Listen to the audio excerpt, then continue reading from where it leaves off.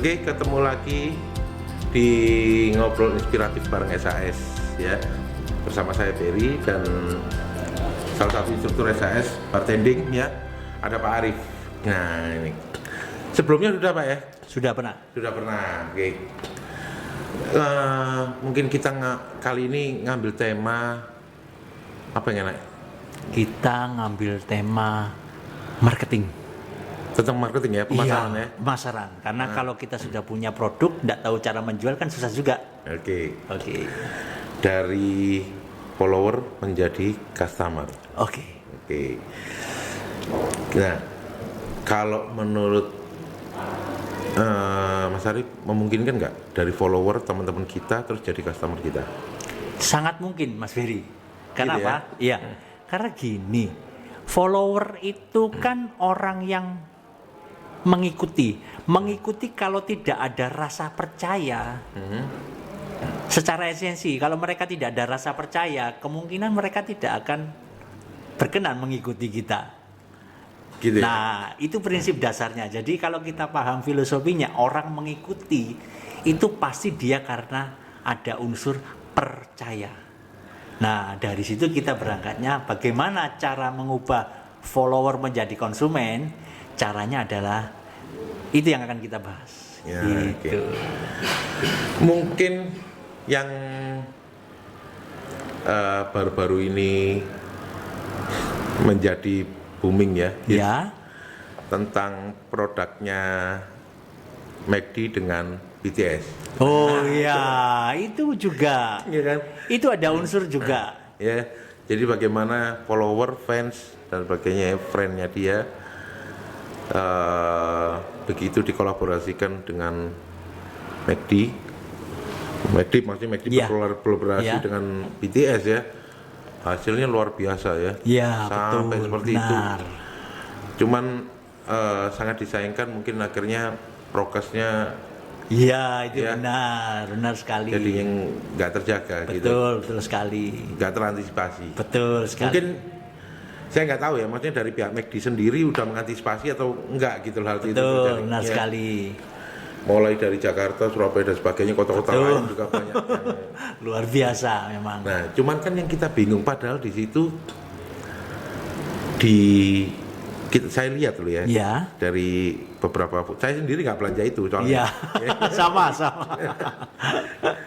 Nah, dari beberapa anunya saya dari boxnya ya, Iya. makanannya sebetulnya apa yang nyambung ke BTS itu apa? Padahal Oke. cuma fotonya, gambarnya nggak ada. Oke, Ya ya, kan? Padahal- benar. Iya kan? Nggak ada, benar.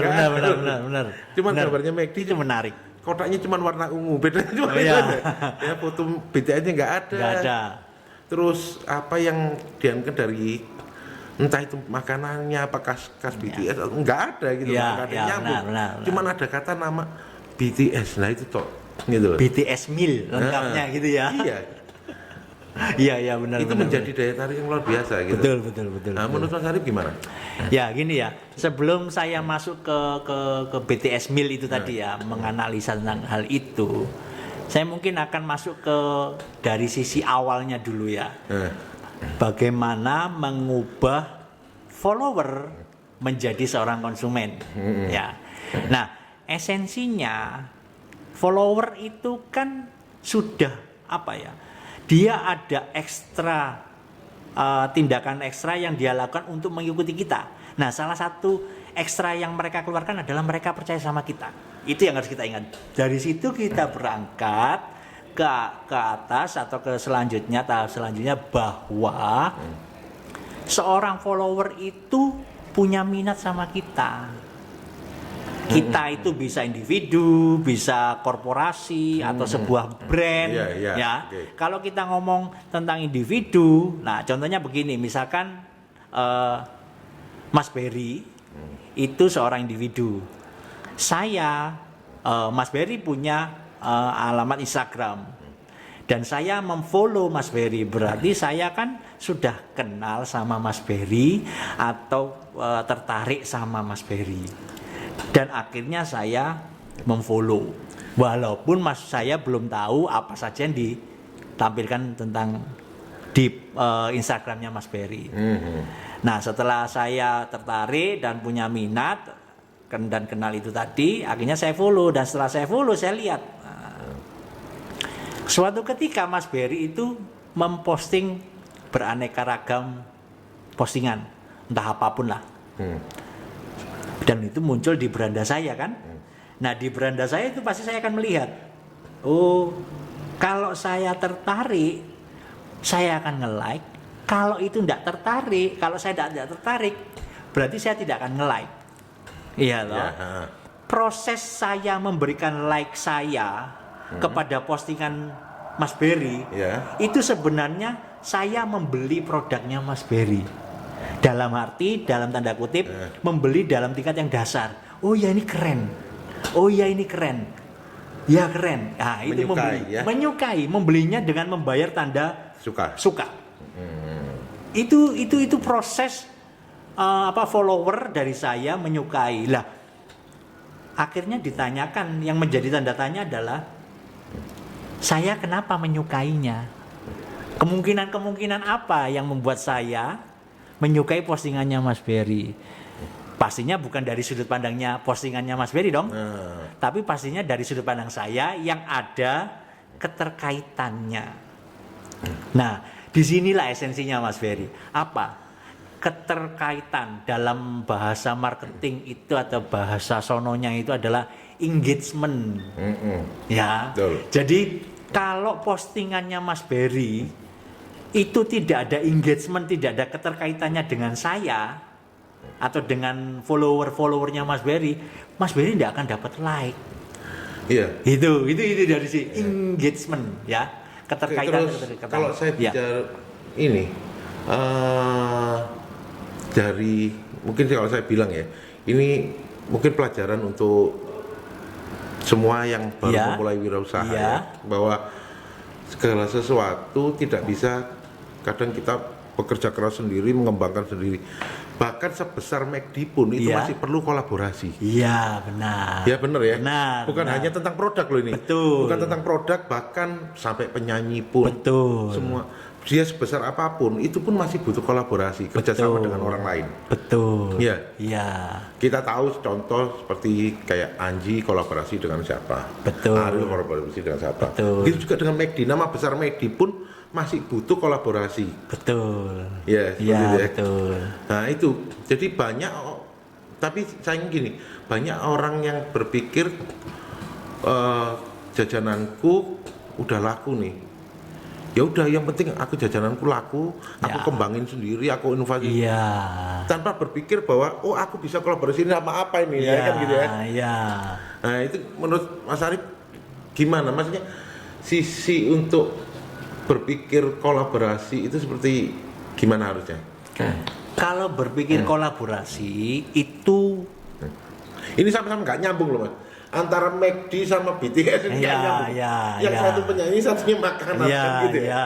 Kalau antara makanan jadinya inovasi kan gitu ya. Contoh dari Coke dicampur SKM sirup manis kan gitu ya. Jadinya Mega Mendung. Kayak gitu kan. Itu kan jadinya inovasi. Nah, ini beda nih antara McD makanan tembusnya bisa sampai ke BTS ini loh. Nah, itu jadi kolaborasinya ketemunya di mana ini? Itu hanya ada dua kata. Kecerdasan dan kreativitas. Betul ya. Kecerdasan dan kreativitas untuk apa atau dalam apa? Dalam mengkombinasikan itu semua. Nah, sebelum masuk ke sebelum mengkombinasikan pasti ada kecerdasan yang dimiliki oleh si McDonald-nya sendiri. Nah, sehingga Sehingga bisa melihat BTS itu punya pasarnya besar. Satu, kenapa pangsa pasarnya? Karena BTS punya fans yang sangat kuat. Betul, iya. Atau kalau dalam bahasa marketingnya itu, promosinya itu adalah evangelis. Dia akan menjadi pembelanya BTS itu sangat banyak sekali. Betul. McDonald juga punya. Nah, kalau itu dibuat sebuah kurva lingkaran, itu ada irisan tengah yang juga merupakan fans beratnya BTS dan fans beratnya McD. McDonald. Nah, jumlahnya ini berapa? Nah, ini yang ingin dimaksimalkan dan ini adalah yang tadi saya maksud kecerdasan dan kreativitas. Ini cerdasnya.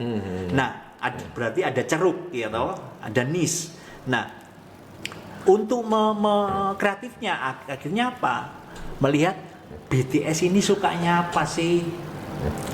Kegemarannya apa sih? Tadi kan disampaikan sama Mas Berry itu di McDonald itu enggak ada makanan apa, enggak ada BTS-nya, ada fotonya juga. Iya, ya, ada.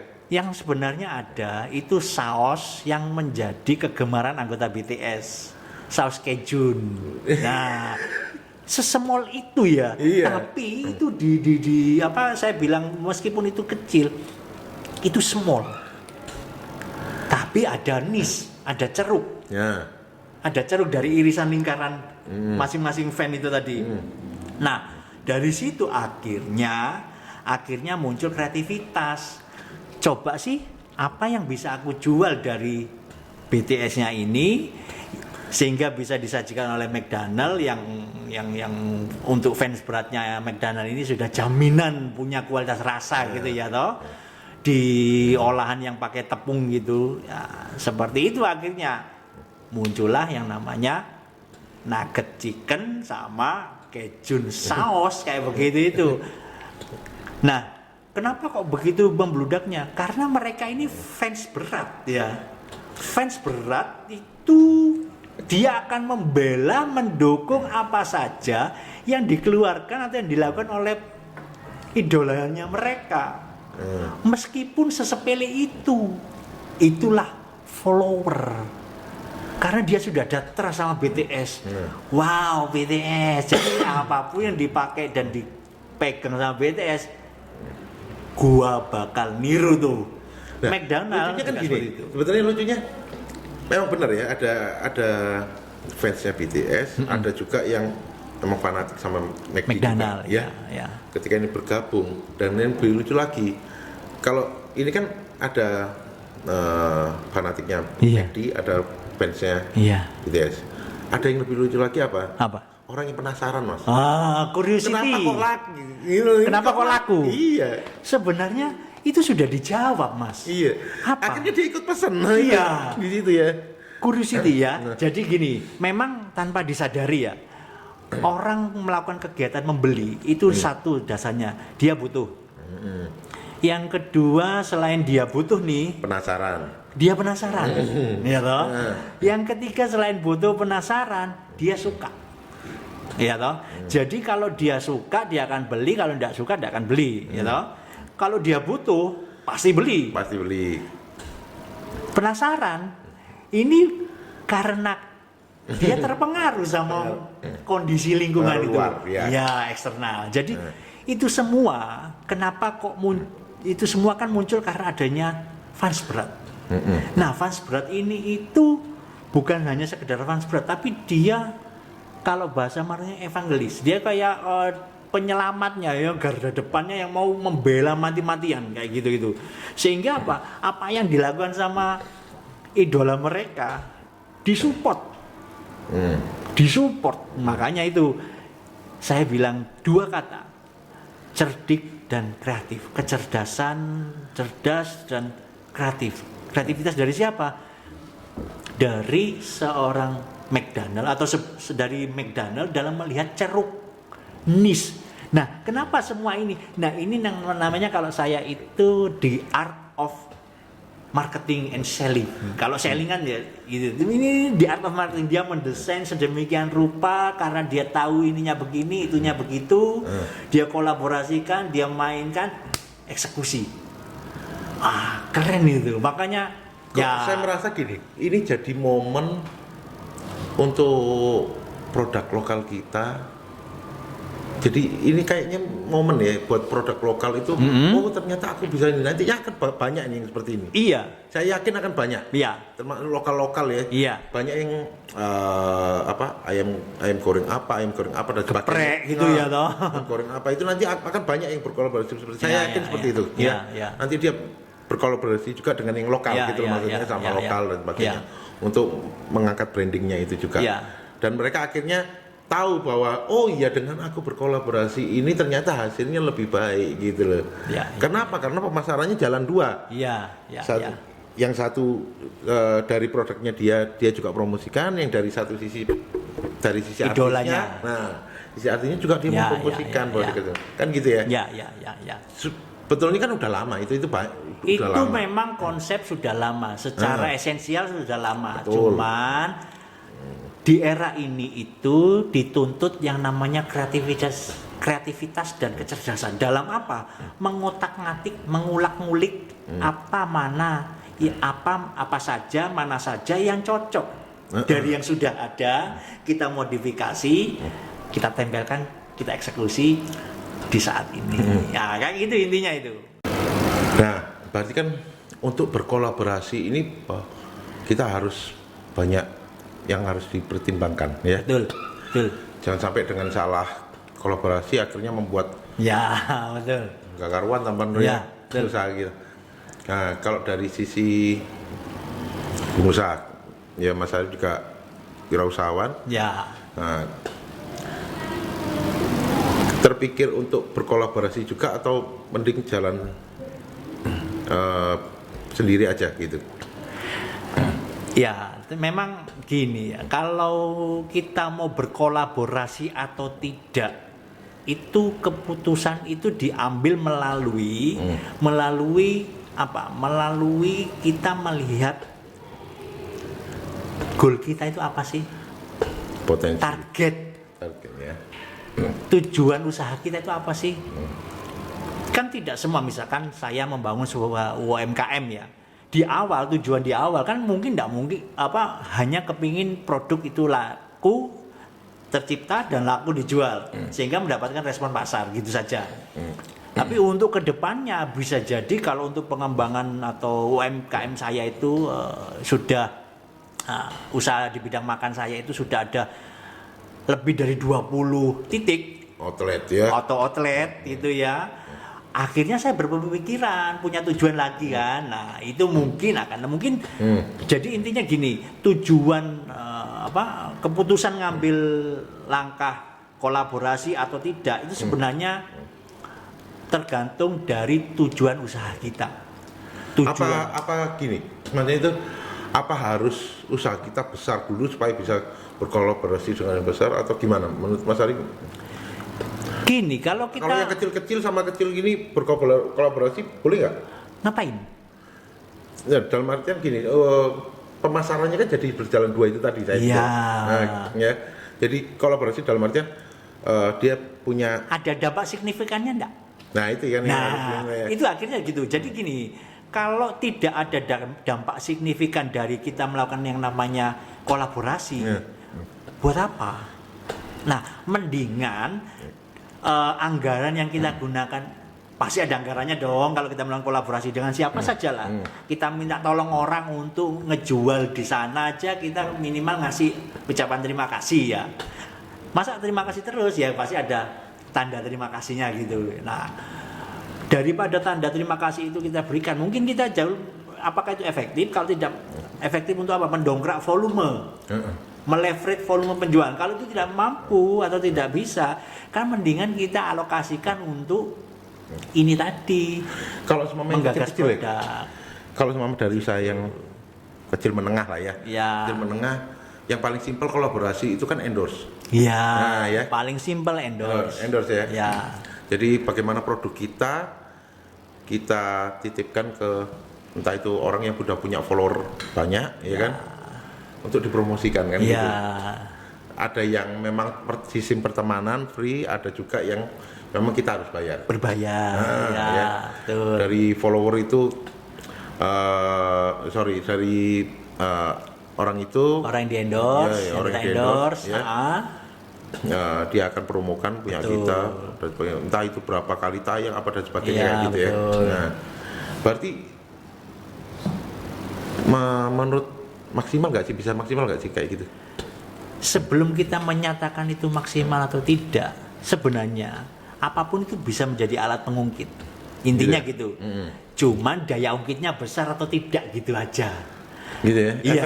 Efeknya atau dampaknya. Nah, sebelum kita ngambil keputusan untuk memilih A, B, C, D yang akan kita guide jadi endorser kita, apa yang kita jadi endorse kita, figuran kita, itu kita harus tahu dulu apakah ini figur ini merupakan idola dari banyak orang. Apakah ini idolanya karena apa? Juga bisa jadi ya. Bisa jadi. Jadi indikator parameternya itu banyak sekali gitu. Jadi sebelum kita mengambil keputusan tentang memilih siapa yang menjadi figuran kita, itu kita harus tahu dulu. Nah, akhirnya kita minimal kita akan membahas dulu yang namanya apakah dia punya follower. Apakah followernya mereka ini itu follower aktif atau tidak? Dua. Pendalamannya lagi, apakah followernya ini itu akan membela mati-matian sang idolanya? Nah, kalau kita tidak punya pengetahuan akan hal itu, ya dampak yang akan kita dapatkan dari berkolaborasi tidak akan signifikan.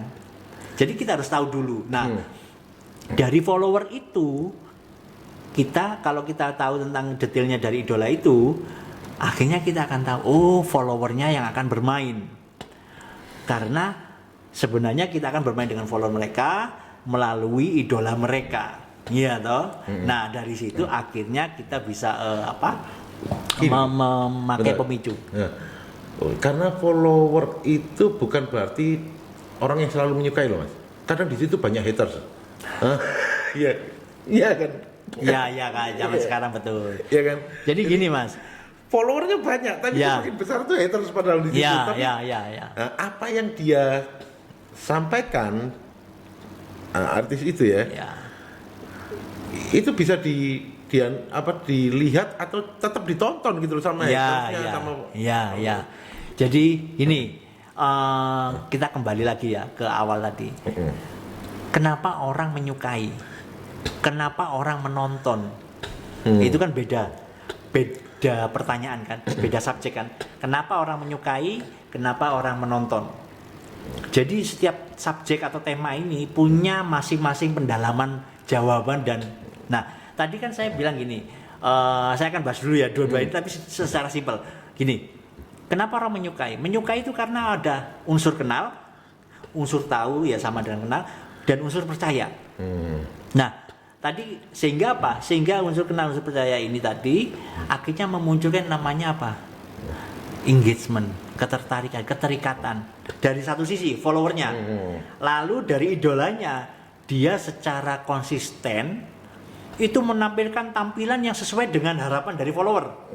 Si BTS misalkan, BTS akan munculkan tampilan yang segar, yang fit, yang kekinian bajunya, tatanan rambutnya. Sehingga apa? Sehingga si follower ini semakin hari semakin trust, semakin senang, semakin membela, gitu ya. Kadang tapi kan sebagian orang jadi kalau dari sisi kalau dari sisi BTS-nya ini mereka quick respon, Mas. Quick respon atas respon ini, atas saya ini followernya BTS misalkan gitu ya. BTS akhirnya quick respon. Saya semakin antusias akhirnya. Jadi sebenarnya adalah jembatan dari BTS dan followernya yang membuat ini adalah keterkaitan, engagement sebenarnya. Nah, engagementnya apa? Sederhananya adalah yang dapat dilakukan oleh BTS, dia quick respon sama ini. Misalkan BTS ya tampil dengan tidak mandi, dengan rembes, dengan belekan gini atau dengan acak-acakan atau pakai terus ya mohon maaf ya gemuk semua gitu, saya atau followernya yang lain mungkin tidak akan ngefollow lagi yang namanya BTS. Kenapa? Loh, BTS kok gini, kok berewokan gini, kumisan gitu, terus pakai kacamata minus semua gitu. Berarti kan BTS tidak merespon keinginan followernya itu kepingin BTS itu fit, putih, ganteng, putih-putih gitu. Tapi ternyata licin semua, tapi ternyata mereka berewokan gitu, tidak sesuai dengan harapan sang follower yang banyak ini. Akhirnya followernya tidak trust. Jadi ada respon timbal balik. Nah, respon timbal balik itu menciptakan keterikatan, engagement itu tadi. Jadi engagement yang sangat awal, yang sangat sederhana dan awal adalah quick response. Jenengan punya toko online lah misalkan, saya mau beli nih, tapi saya karena tidak tahu di kolom pertanyaan Q&A, question and answer-nya itu terbatas, saya punya keresahan, saya nanya, Kak, apakah begini? Kalau jenengan Mas Berry langsung quick response sama saya semakin put trust. Tapi coba bayangin, saya jualan, Mas Berry nanya, karena ada keraguan, Mas Berry nanya, tidak langsung dijawab. Apa perasaan? Gundanya semakin tidak terjawab ya, tidak akan beli. Gitu. Jadi sederhananya di situ, quick response itu adalah bentuk engagement yang paling awal. Kalau kita punya sering memposting, terima kasih Kak, terima kasih like-nya, add ini, terima kasih like-nya, add ini, terima kasih like-nya ya, semoga sehat selalu. Oh itu apresiasi itu bisa meningkatkan engagement.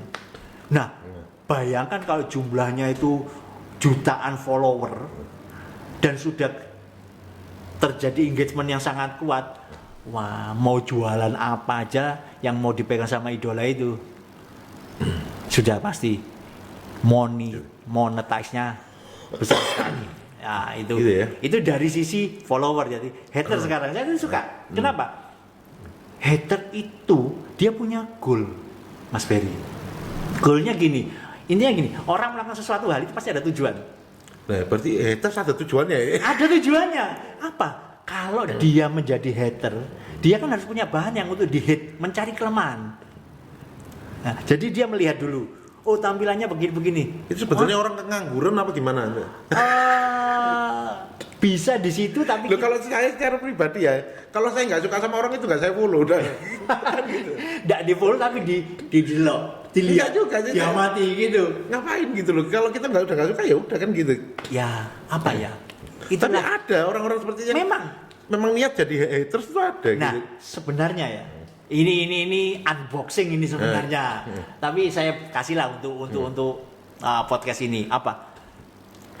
Yang namanya haters itu sebenarnya adalah mitra kita untuk mendongkrak kita. Ya memang ya ada yang memang dimanfaatkan untuk seperti itu. Sebenarnya gini Mas, semakin kita punya hater, ya banyak contoh di YouTube atau di mana ya. Ini bukan hanya tentang artis atau enggak loh ya, ini tentang produk makanan pun juga ada seperti itu. Bukan tentang artis atau produk, apapun di muka bumi ini.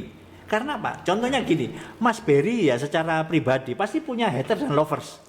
Atau teman baik atau teman yang tidak terlalu baik kan. Teman yang tidak terlalu baik ini di belakangnya Mas Berry itu pasti ngerasani Mas Berry. Oh, ada, Berry begini. Betul. Lah, bila mana lovernya Mas Berry sama hatersnya Mas Berry bertemu gini, oh Berry ku gini. Lovernya gak kono keliru, gak kenal Berry. Akan gitu, Mas. Itu pertempuran secara tidak langsung orang lain yang mendengar pertempuran ini, oh Berry ku sing dia. Nah, misalkan saya dengerin gitu, oh Berry itu sing mana, orang yang mana.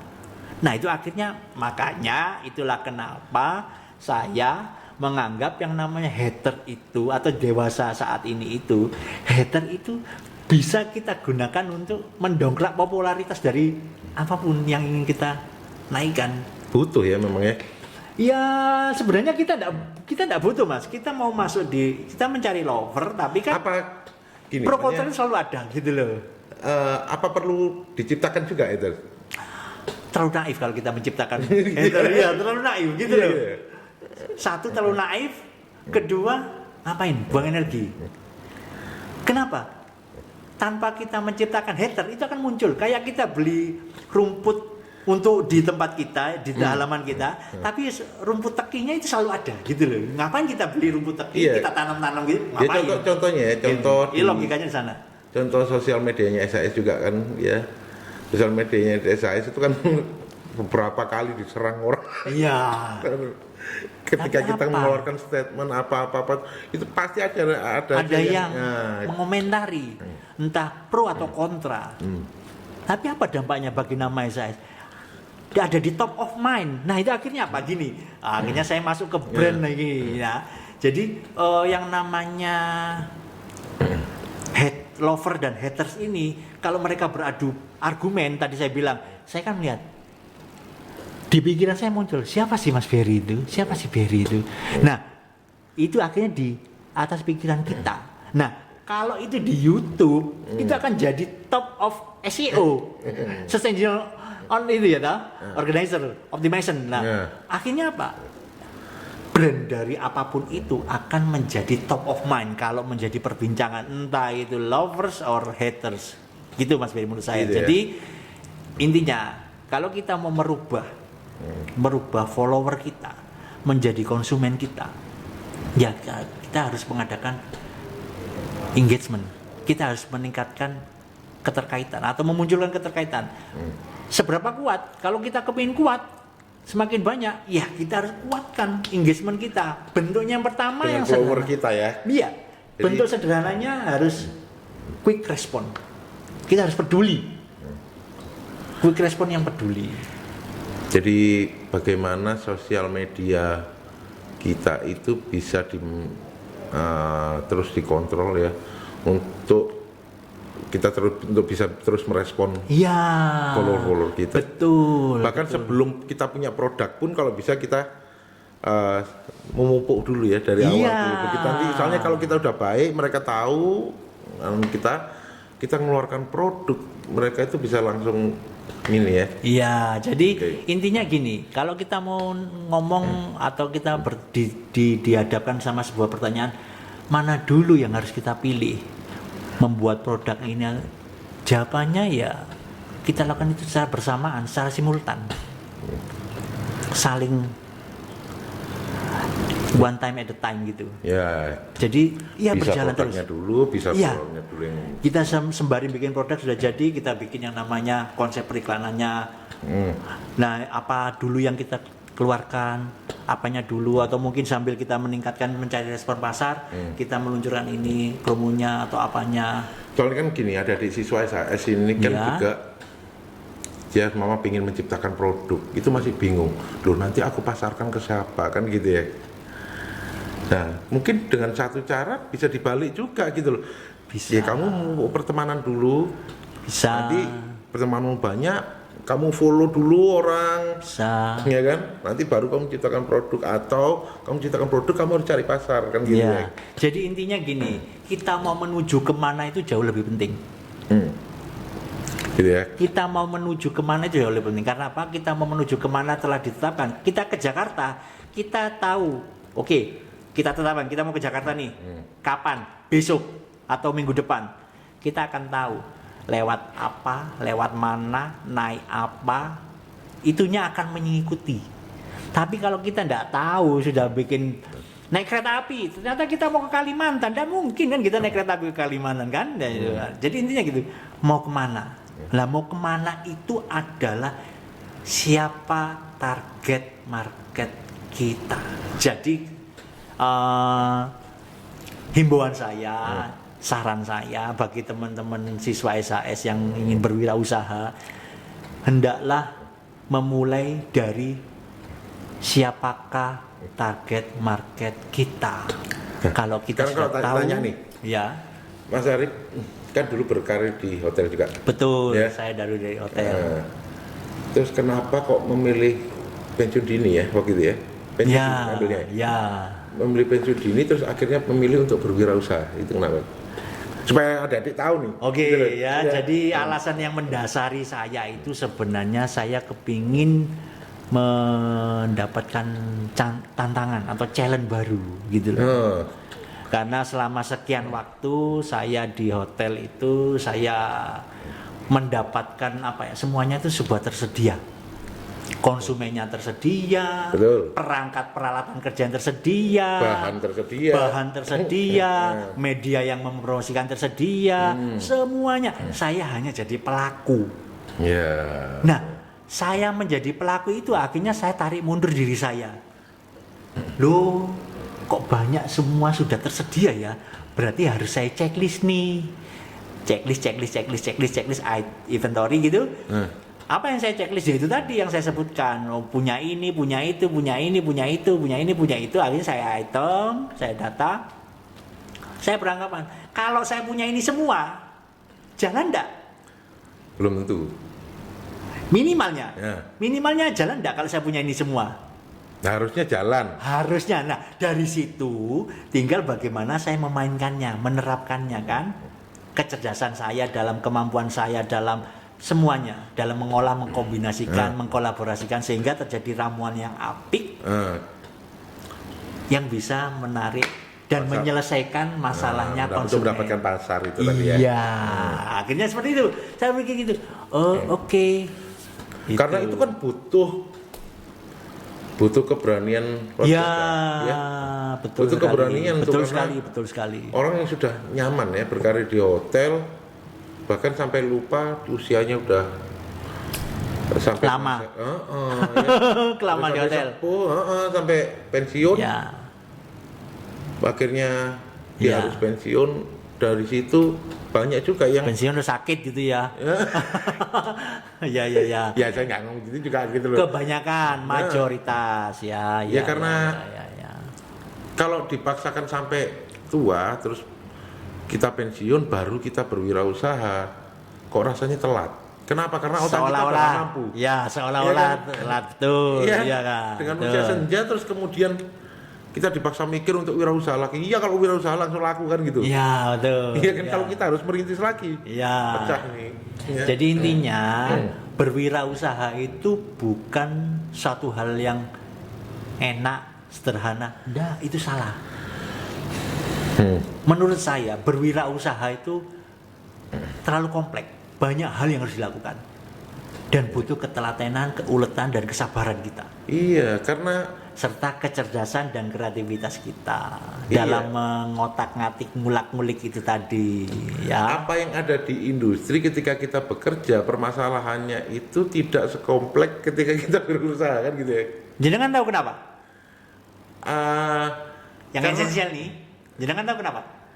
Karena apa yang di operasional di industri karena ya? kita mengelola satu titik saja, satu sekup saja. Itu yang membuat, sedangkan di wirausaha kita harus memikirkan semuanya. Ya, gitu. itu. Itulah kenapa yang menjadi miss-nya bagi misunderstanding dari banyak orang bahwa enak gini. Ya memang enak, tapi kontribut kita apa untuk menjadi enak itu tadi kan? Kita harus sana kemari, kita harus memikirkan ini, kita harus menggenerate ini, harus mengapa lagi. Terus. Nggak boleh mati. Nggak boleh mati gaya, nggak boleh mati ide, nggak boleh. Dan nggak boleh juga menambah pengetahuan dan wawasan kita. Nutrisi pengetahuan wawasan kita harus terus ditambah. Harus ditambah, Mas. Karena apa? Kalau dulu saya tidak belajar tentang pengetahuan wawasan tentang kekinian yang namanya sosial media, kemungkinan saya juga tidak akan pernah bisa eksis dalam berjualan, berwirausaha itu tadi. Tapi kalau saya menambah itu semua, akhirnya saya tahu yang namanya bagaimana membuat brand itu ada di top of mind-nya orang, bagaimana membuat brand itu ada di top 5 di mesin pencarian Google atau apapun itu, bagaimana membuat orang itu menjadi konsumen loyal, atau seperti tema kita hari ini, bagaimana merubah follower itu menjadi konsumen atau customer. Terus nantinya itu, Mas ya, produk kita itu di awal itu memang yang pegang peran adalah produk. Nantinya produk itu tidak akan menjadi yang namanya andalan utama, bukan. Yang menjadi andalan utama adalah layanan, service. Dan itu mungkin akan jadi topik bahasa kita selanjutnya. Okay. Kenapa? Karena satu, itu yang sudah saya terapkan di usaha saya, di restoran yang saya kelola. Boleh disebutkan, Mas? Rumah makan sedap-sedap. Letaknya di Jalan Sungon, Suko, Sidoarjo. Wah, itu apa aja? Makanan apa aja itu? Itu olahan ikan gurame, patin, ayam bakar gitu ada? Iya, ada ayam bakar dan menu-menu yang lainnya, menu Nusantara lainnya maksudnya. Nah, di situ salah satu keunggulan kami itu awalnya produk dan akhirnya adalah awalnya produk, kenapa produk yang bagaimana? Yang bersumber atau berasal dan berbahan baku ikan segar yang hidup, fresh. Nah, akhirnya berjalan ke sini itu tidak jadi produk lagi. Karena apa? Karena mereka sudah tahu produk kami itu enak, karena sesuai dengan namanya, sedap-sedap ya, ya sedap. Produknya ya sedap rasanya gitu juga. Akhirnya apa? Akhirnya sekarang itu bergeser ke arah layanan. Yang Jadi layanannya, akhirnya orang itu kalau memang untuk berkenalan ya harus tahu yang namanya sebelum Berry ini, Arif Berry gitu, itu harus tahu produknya. Tapi setelahnya kita mau misalkan saya mau pinjam hutang, pinjam uang sama Mas Berry, pinjam mobilnya Mas Berry, pinjam motornya Mas Berry itu, atau mendapatkan udah ada trust, itu layanan. Mas Arif, gowonen mobilku Mas. Aku katilu ngopisan, aku titip pisan nang omah sampean. Itu tidak akan terjadi kalau tidak ada trust itu ya. Trust atau engagement.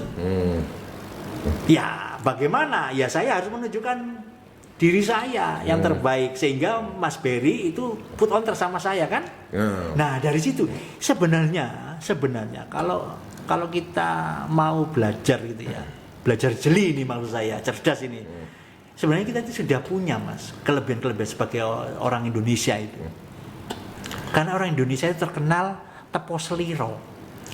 Betul. Nah, di situ itu kenapa tepos liro? Nah, itu yang harus kita ulik. Ya itu yang jangan sampai hilang ya. Iya, jangan sampai hilang. Nah, bagaimana? Karena tepos liro akan meningkatkan trust atau engagement. Bagaimana? Kepedulian. Selain kepedulian yang tadi ada quick respon. Bentuknya kalau dalam sosial media itu quick respon itu penting. Jangan sampai tidak. Jadi kalau misalkan nanti di SAS, saya sering juga sih ngelihat websitenya SAS. Ada yang tanya ini, oh iya Kak, gini jawab, langsung dijawab. Quick respon. Wah, itu mereka itu senang. Terlepas mereka itu ndak daftar, tapi dia akan menjadi pembela SAS. Bahwa SAS tidak seperti itu. Atau pembela bahwa ngelamar aja, daftar aja, ke SAS aja. Karena apa? Orangnya ramah, quick respon, buktinya banyak. Gitu. Dan saya juga salah satu alumni SAS ya toh. Gitu juga kembalinya. Oke, ya cukup menarik ya bahasan kita. Tapi kayaknya ini udah panjang banget yang kita obrolin. Ya. Kita akan ada seri. Nah, masa kalah sama Spiderman dan Superman? Superman aja ada seri 2. Kita bikin seri berikutnya. Iya, ada. Tema yang lain ya. Mengulas tentang brand. Mungkin ada yang ada masukan pengen bikin tema apa nih? Ya, boleh. Di komen. Di komen boleh. Put subscribe, like, komen dan share ya loh. Oke. Itu dulu Mas Arif. Terima kasih Mas Berry. Ya. Senang ngobrol dengan sampean. Ketemu lagi. Oke, sama-sama. Baik. Podcast ini ya. Oke, keren. Iya. Oke, sampai sini dulu. Sampai SAS.